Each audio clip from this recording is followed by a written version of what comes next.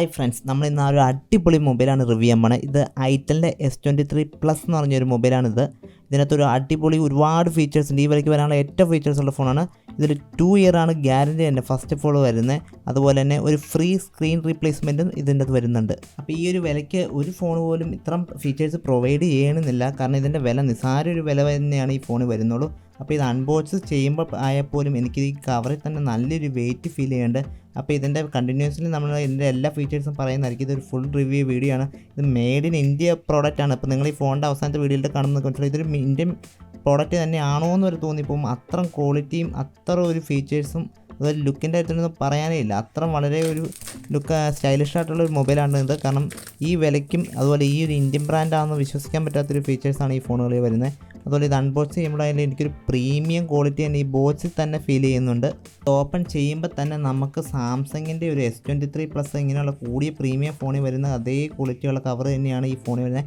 കാരണം സാംസങ് ഇപ്പോൾ കവറിലൊക്കെ നിസ്സാര വില കുറയ്ക്കണ സമയത്ത് ഈ ഐറ്റൽ എന്ന് പറഞ്ഞ ഇന്ത്യൻ കമ്പനി വളരെ ക്വാളിറ്റി ഉള്ളൊരു കവർ തന്നെയാണ് ഇപ്പോൾ പ്രൊവൈഡ് ചെയ്യണേ.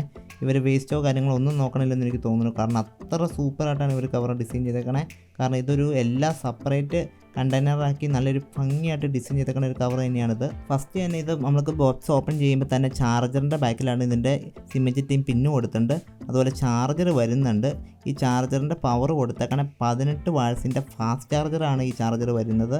അത്യാവശ്യം ഒരു ക്വാളിറ്റിയുള്ള ചാർജറാണെന്ന് പറയാം. കാരണം ഈ വിലയിൽ 18 വാട്ട്സിൻ്റെ ഫാസ്റ്റ് ചാർജർ കമ്പനി പ്രൊവൈഡ് ചെയ്യുന്നുണ്ട്. അതുപോലെ ഈ കേബിൾ വരുവാണെങ്കിൽ ഒരു USB-C കേബിളാണ്.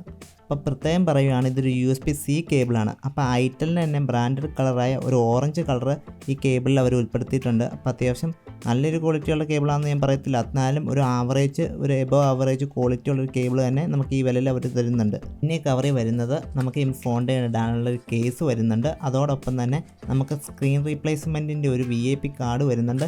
പിന്നെ അവരുടെ യൂസർ മാനുവലും കാര്യങ്ങളും വരുന്നുണ്ട്. പിന്നെ കേസിനെ പറ്റിയാണ് മെയിനായിട്ട് പറയേണ്ടത്. ഈ കേസ് എന്ന് പറഞ്ഞാൽ വളരെയധികം ക്വാളിറ്റി കുറഞ്ഞൊരു കേസാണ്. കാരണം അത് ഭയങ്കര കട്ടി കുറഞ്ഞൊരു ഷെല്ലും കൊണ്ടാണ് അവർ ഉണ്ടാക്കിയിരിക്കുന്നത്.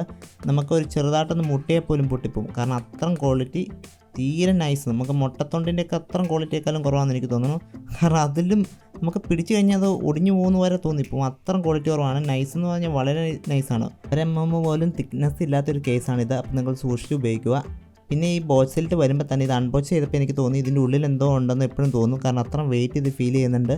അപ്പോൾ ഞാൻ ജസ്റ്റ് തുറന്നു നോക്കാനൊക്കെ നോക്കി. കാരണം ഇതിൻ്റെ ഉള്ളിൽ ഒന്നും തന്നെ ഇല്ല. ഈ കവർ ബോക്സിൻ്റെ ക്വാളിറ്റി കാരണം മാത്രമാണ് നമുക്കത്ര വെയിറ്റ് ഫീൽ ചെയ്യുന്നത്. ഫോൺ നമ്മൾ എടുക്കുമ്പോൾ തന്നെ നമ്മുടെ ഋത്തിക് റോഷൻ ഫോൺ കൈ പിടിച്ചുകൊണ്ടിരിക്കുന്ന ഒരു സ്റ്റിക്കർ തന്നെയാണ് ഈ ഫോണിൽ വരുന്നത്. പിന്നെ ഇവരുടെ മെയിൻ ഫീച്ചേഴ്സായ സ്ക്രീൻ റീപ്ലേസ്മെൻറ്റും 16 GB റാമും 256 GB സ്റ്റോറേജ് ഇവർ പ്രത്യേകം മെൻഷൻ ചെയ്തിട്ടുണ്ട് ഈ സ്റ്റിക്കറിൽ. ഈ കമ്പനി പ്രൊവൈഡ് ചെയ്യുന്ന മെയിൻ സ്റ്റിക്കർ പൊളിച്ച് കളയുമ്പോൾ തന്നെ അതിൻ്റെ ഒരു ക്വാളിറ്റി നമുക്ക് കൈ ഫീൽ ചെയ്യാൻ തുടങ്ങും. കാരണം എന്താണെന്ന് വെച്ചാൽ അത്രയും സ്ലിമ്മുമാണ്.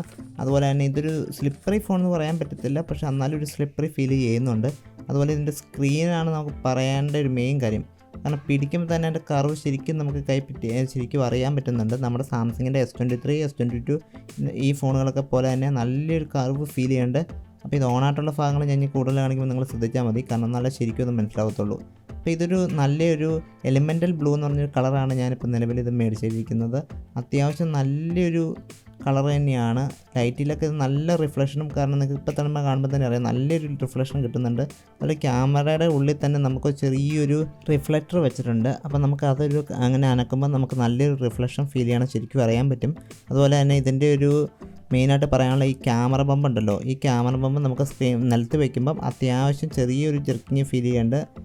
കറക്റ്റ് ഫ്ലാറ്റായിട്ട് സർഫേസിൽ ഇരിക്കില്ല, അത് ഞാൻ പ്രത്യേകം പറയുന്നു. പക്ഷേ ഇത് കറക്റ്റ് ഐഫോൺ പോലെ തന്നെയാണ് ഇവർ ഡിസൈൻ ചെയ്തിരിക്കുന്നത്. ഐഫോണിൻ്റെ അതേ ഡിസൈനിങ് ആണ് വരുന്നത്. അതുപോലെ ഇതിൻ്റെ ടോപ്പ് ഭാഗത്ത് നോക്കുകയാണെങ്കിൽ ഡിസൈൻ ബൈ ഐറ്റൽ എന്ന് പറഞ്ഞൊരു ടെക്സ്റ്റ് ചെയ്ത് നോക്കുമ്പോൾ മേളിൽ കാണാൻ പറ്റുന്നതാണ്. പിന്നെ ഫോണിൻ്റെ വലതുവശത്തോട്ട് നോക്കുമ്പോൾ നമുക്ക് ഫോണിൻ്റെ ഓൾ ഇൻ റോക്കേഴ്സും പവർ ബട്ടണും നമുക്ക് അടുത്തടുത്തായിട്ട് പ്ലേസ് ചെയ്തേക്കുന്നത് കാണാം. അതുപോലെ സൈഡുകളിൽ വരുമ്പോൾ തന്നെ നമുക്ക് നല്ലൊരു കട്ടികുറവ് നമുക്ക് ശരിക്കും അറിയാൻ പറ്റുന്നതാണ്. ഈ ഫോണിൻ്റെ അടിവശത്തോട്ട് വരുമ്പം ഒരു മോണോ സ്പീക്കറും USB-Cൻ്റെ പോർട്ടും മൈക്കും സിം ഇടാനുള്ള ട്രേയുമാണ് വരുന്നത്.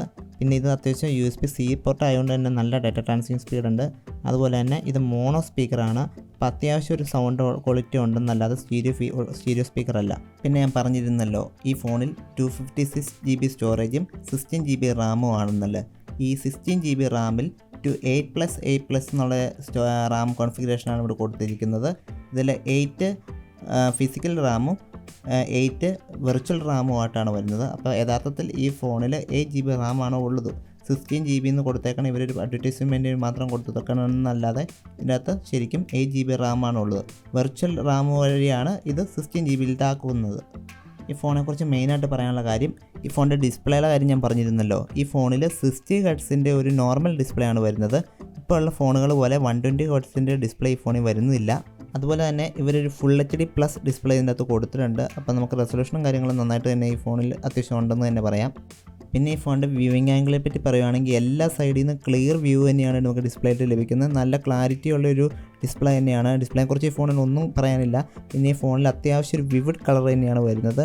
നമുക്ക് എല്ലാ വാൾപേപ്പറും മൂവീസും കാണുമ്പോൾ പൊടിക്ക് വിവിഡാണ്. പക്ഷേ അത് നമുക്ക് സിനിമ കാണാൻ വളരെയധികം നമുക്ക് ഇഷ്ടപ്പെടുന്ന ഒരു രീതിയിൽ തന്നെയാണ് ഇവർ ഡിസ്പ്ലേയുടെ കളർ സെറ്റ് ചെയ്തിരിക്കുന്നത്. അത്യാവശ്യം നല്ല ഒരു വൈബ്രൻ്റ് ആയിട്ടൊരു കളർ തന്നെയാണ് ഇതിൻ്റെ ഡിസ്പ്ലേ വരുന്നത്. നമ്മൾ ഈ ഫോണും കൊണ്ട് തന്നെ ഔട്ട്ഡോർ സൺലൈറ്റിലൊക്കെ പോകുമ്പോൾ അത്യാവശ്യം വിസിബിലിറ്റി ഉണ്ടെന്ന് തന്നെ നമുക്ക് പറയാം. അത്യാവശ്യം ഞാനിപ്പോൾ ഫുൾ ബ്രൈറ്റ്നസ്സിലാണ് ഈ ഫോൺ ഇട്ടേക്കണേ. പക്ഷേ എന്നാലും നമുക്ക് അത്യാവശ്യം നല്ല രീതിയിൽ വ്യൂവിങ് കാണാവുന്നതാണ്. ഡിസ്പ്ലേ അത്യാവശ്യം നല്ല ക്വാളിറ്റി തന്നെയുണ്ട്. പിന്നെ ഈ ഫോണിൽ വരുന്നത് ഓൺ സ്ക്രീൻ ഫിംഗർ പ്രിൻ്റ് തന്നെയാണ്. അതുപോലെ നമുക്ക് ഡിസ്പ്ലേ തന്നെ ഫിംഗർ പ്രിൻ്റ് വരുന്നതുകൊണ്ട് തന്നെ അത്യാവശ്യം നല്ല സ്മൂത്ത് ഉണ്ടെന്ന് തന്നെ പറയാം. ഭയങ്കര സ്മൂത്ത് അല്ലെങ്കിൽ പോലും അത്യാവശ്യം നല്ല റെസ്പോൺസ് ഉള്ള ഒരു ഫിംഗർ പ്രിൻ്റ് റീഡർ തന്നെയാണ് ഇവിടെ ഡിസ്പ്ലേ വെച്ചിരിക്കുന്നത്. അത്യാവശ്യം നല്ല ക്വാളിറ്റി ഉണ്ട്. ഈ വിലയ്ക്ക് നമുക്ക് നല്ലൊരു ഫിംഗർ പ്രിൻ്റ് തന്നെ കിട്ടണമെന്ന് പറയാം. അതുപോലെ സോഫ്റ്റ്വെയർ സൈഡിൽ വരുമ്പോൾ ഇത് ആൻഡ്രോയിഡ് 13 വന്നത്. 13ൻ്റെ ഏറ്റവും ലേറ്റസ്റ്റ് സെക്യൂരിറ്റി അപ്ഡേറ്റ് തന്നെ ഇവർ കൊടുത്തിട്ടുണ്ടെന്നുള്ളതാണ് പ്രത്യേകം മെയിനായിട്ട് പറയേണ്ടത്. അത്യാവശ്യം നല്ല സ്മൂത്തായിട്ടുള്ള ആൻഡ്രോയിഡ് എക്സ്പീരിയൻസ് ഒന്നും പറയാൻ പറ്റത്തില്ല. കാരണം ഇടയ്ക്കിടയ്ക്ക് ഞാൻ ഇത് റിവ്യൂ ചെയ്യുന്ന സമയത്ത് ചില ബഗ്ഗുകൾ നോട്ടീസ് ചെയ്തായിരുന്നു. അത് ഐറ്റൽ കമ്പനി ഫ്യൂച്ചർ അപ്ഡേറ്റിൽ അവർ ഫിക്സ് ചെയ്യുമെന്ന് തന്നെ നമുക്ക് കരുതാം. ഈ ഫോണിൽ പ്രീ ഇൻസ്റ്റാൾഡ് ആയിട്ട് വരുന്ന ആപ്പിനെ പറ്റി പറയുവാണെങ്കിൽ ഇതിനകത്ത് നിസ്സാരമായ ബ്ലോട്ട്വെയർ മാത്രമാണ് ഈ ഫോണിൽ വരുന്നുള്ളൂ. കാരണം ഒരുപാട് ആപ്പുകളോ കാര്യങ്ങളോ ഒന്നും തന്നെ ഇവർ ഇട്ടിട്ടില്ല. ഫേസ്ബുക്ക്, സ്പോട്ടിഫൈ, മെസ്സഞ്ചർ ഇതുപോലത്തെ നിസ്സാര ബ്ലോട്ട്വെയർ മാത്രമാണ് ഇവർ ഇൻസ്റ്റാൾ ചെയ്തിട്ടുള്ളൂ. നമുക്കിതെല്ലാം തന്നെ ഫുള്ളായിട്ട് അൺഇൻസ്റ്റാൾ ചെയ്യാവുന്ന ബ്ലോട്ട്വെയർ ആണ്. നമ്മുടെ ഒപ്പോ, വിവോ, സാംസങ്, റിയൽമി ഈ ഫോണിൽ കാണുന്ന പോലെ തന്നെ അതിലൊരു 10% പോലും ബ്ലോട്ട്വെയർ ഈ ഐറ്റലിൻ്റെ മൊബൈലിൽ ഇല്ലെന്നുള്ളതാണ് പ്രത്യേകം പറയാനുള്ളത്. ഈ ഒരു ഫോണിൽ 120 ഹെർട്സിൻ്റെ ഒരു റീഫ്രഷ് റേറ്റ് നമുക്ക് ഭയങ്കരമായിട്ട് മിസ് ചെയ്യുന്നുണ്ട്. കാരണം ഇത്ര നല്ലൊരു ക്വാളിറ്റി ഉള്ളൊരു ഡിസ്പ്ലേ വെച്ചിട്ട് അതിൻ്റെ അകത്തൊരു 120 ഹെർട്സ് ഉണ്ടായിരുന്നെങ്കിൽ ഈ ഫോൺ വേറെ ലെവൽ തന്നെ ആയെന്ന് പറയാൻ കാരണം അത്ര നല്ലൊരു ഡിസ്പ്ലേ ആണ് ഇതിൽ വരുന്നത്. ഈ ഫോണിൻ്റെ സ്പീക്കറിനെ പറ്റി പറയുകയാണെങ്കിൽ അത്യാവശ്യം നല്ല ലൗഡായിട്ടുള്ളൊരു സ്പീക്കർ തന്നെയാണെന്ന് പറയാൻ പറ്റുള്ളൂ. ഞാൻ എൻ്റെ സ്പീക്കർ ഇപ്പോൾ ടെസ്റ്റ് ചെയ്ത് കാണിച്ചു തരാം.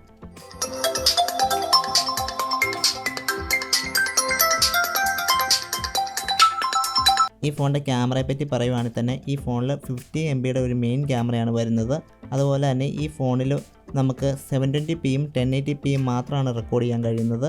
അതുപോലെ ഫോട്ടോ ക്വാളിറ്റി ഇൻഡോർ ലൈറ്റിലും അത്യാവശ്യം ക്വാളിറ്റി ഉണ്ടെന്നല്ലാതെ വലിയ ക്വാളിറ്റി പറയാൻ പറ്റത്തില്ല. പക്ഷെ നല്ല ഡീറ്റെയിലിംഗ് ഇതിനകത്ത് ലഭിക്കുന്നതുകൊണ്ട് കളർ ആക്യുറസി ഏകദേശം നോർമലാണ്. അത്യാവശ്യം ആക്യുറേറ്റ് കളർ ആക്യുറസി എന്ന് പറയാൻ പറ്റത്തില്ല, പക്ഷെ എന്നാലും നല്ല ഡീറ്റെയിലിംഗ് ലഭിക്കുന്നുണ്ട്. അതുപോലെ ഔട്ട്ഡോർ ലൈറ്റിങ്ങിൽ നല്ല ലൈറ്റ് ഉണ്ടെങ്കിൽ നല്ല ഡീറ്റെയിൽസ് തന്നെ ഈ ഫോണിൽ കിട്ടുന്നുണ്ടെന്നാണ് മെയിനായിട്ട് പറയേണ്ടത്.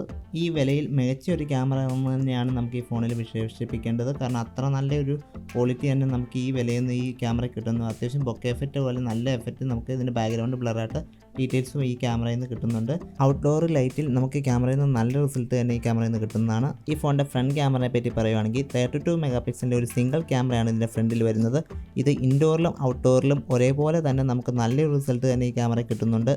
ഫ്രണ്ട് ക്യാമറ എടുത്തിരിക്കുന്ന സ്റ്റില്ലിൽ തന്നെ നമുക്ക് സൂം ചെയ്യുമ്പോൾ വളരെ ഇമ്പ്രസീവായ ഒരു റിസൾട്ട് തന്നെയാണ് നമുക്ക് ഈ ക്യാമറയിൽ നിന്ന് കിട്ടുന്നത്. ഐറ്റൽ ഈ വിലയിൽ മികച്ച 2 ക്യാമറകൾ തന്നെയാണ് ഈ മൊബൈൽ കൊടുത്തിരിക്കുന്നത്. ഏറ്റവും നല്ലൊരു പിക്ചർ ക്വാളിറ്റി എനിക്ക് ഈ വിലയിൽ കിട്ടുന്നത് തന്നെയാണ് എൻ്റെ ഒരു പ്രതീക്ഷ. കാരണം അത്രയ്ക്ക് നല്ലൊരു പിക്ചർ ക്വാളിറ്റി നമുക്ക് ഈ ഫോണിൽ നിന്ന് ലഭിക്കുന്നുണ്ട്. അതിൻ്റെ ബഡ്ജറ്റ് വെച്ച് നോക്കുമ്പോൾ ഇത് വളരെയധികം നല്ലൊരു ക്വാളിറ്റിയാണ്. അപ്പോൾ ഈ മൊബൈലിൻ്റെ ഒരു കൺക്ലൂഷനിലേക്ക് നമ്മൾ പോവുകയാണെങ്കിൽ തന്നെ ഈ മൊബൈൽ ഈ വിലയിൽ ഏറ്റവും നല്ലൊരു മികച്ച ഫോൺ തന്നെയാണെന്നാണ് ഞാൻ പറയുള്ളൂ. ഇതിൽ ആകെയുള്ളൊരു പോരായ്മ എന്ന് പറയുന്നത് ഇതിൽ 5G ഇല്ല എന്നുള്ളത് മാത്രമാണ്. പക്ഷേ ഈ വിലയിൽ കിട്ടാവുന്ന ഏറ്റവും നല്ല ഡിസ്പ്ലേ ഉള്ള മൊബൈലും മീഡിയ യൂസ് ചെയ്യുന്ന ആൾക്കാർക്ക് വളരെയധികം നല്ലൊരു മൊബൈലുമാണിത്. അപ്പോൾ ഇന്നത്തെ വീഡിയോ എല്ലാവർക്കും ഇഷ്ടപ്പെട്ടെന്ന് കരുതുന്നു. എല്ലാവരും സബ്സ്ക്രൈബ് ചെയ്യുക, സപ്പോർട്ട് ചെയ്യുക. ഉടനെ അടുത്ത വീഡിയോ ആയിട്ട് നമ്മൾ വന്നിരിക്കും. അപ്പോൾ ഓക്കെ ഗൈസ്, ബൈ.